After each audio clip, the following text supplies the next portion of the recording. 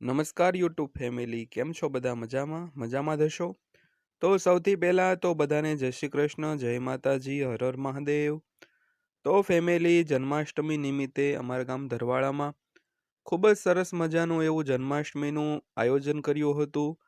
આયોજનમાં રામ દરબારનું આયોજન હતું અને પછી મટકી ફોડનું પણ સરસ મજાનું એવું આયોજન કરવામાં આવ્યું હતું.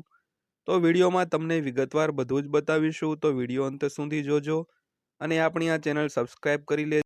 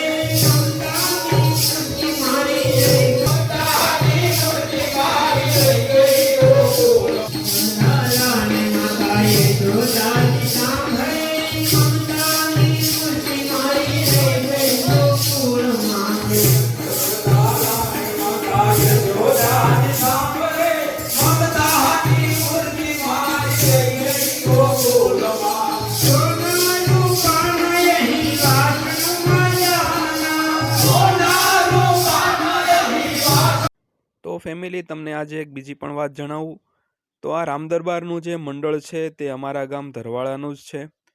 તો ધરવાડામાં જે ગાય માતા હોય તેના ઘાસચારાના લાભાર્થે ગૌ સેવા ધૂન મંડળ શરૂ કરવામાં આવ્યું છે અને બધા યુવાનો અને વડીલો નિસ્વાર્થ ભાવે પોતાની કળા રજૂ કરે છે અને ગાયોના ઘાસચારા નિમિત્તે સેવા કરે છે અને ફંડ એકઠું થાય તે બધું ગાયો માતાના ઘાસચારામાં વપરાય છે.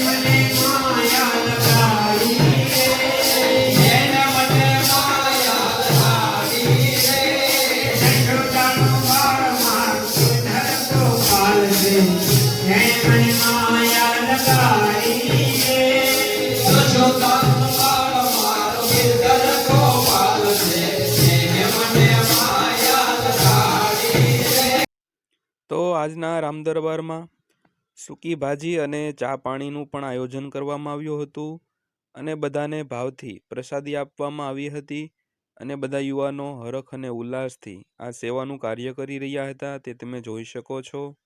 તો ત્યારબાદ રાતના 12 વાગી ગયા હતા અને ભગવાનનો જન્મ થઈ ગયો હતો અને આરતી પણ શરૂ થઈ ગઈ હતી।